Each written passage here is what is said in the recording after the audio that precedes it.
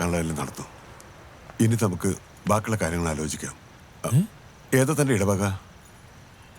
വീട്ടിൽ ആരുള്ളൂ വെച്ചാൽ അവരൊക്കെ ഒന്ന് അറിയിക്കുക. എന്തിന്? എടോ, കല്യാണത്തിന് ഞങ്ങൾക്ക് സമ്മതമാണെന്ന്. പറയണേ, ഇയാൾ എന്റെ കാമുകനൊന്നും അല്ല. പിന്നെ നീ എന്താടി എഴുതി വെച്ചിട്ട് പോയെ? ചാച്ച, ഞാൻ പറയാം. ഇയാള് ഒന്ന് വിട്ടേ മമ്മി, ഇയാളൊന്ന് പറഞ്ഞു വിട്ടെ. ഇയാളൊന്നും അല്ല അത്. ഹലോ, ഫുഡ് കഴിച്ചിട്ട് പോയാ മതി കേട്ടോ. എന്താണ് ഇതൊക്കെ?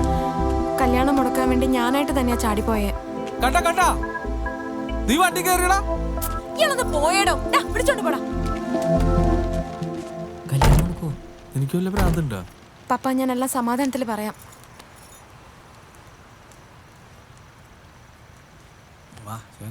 നാളെ ചോദിക്കാം.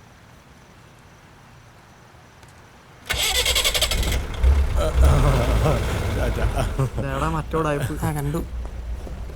മോനെ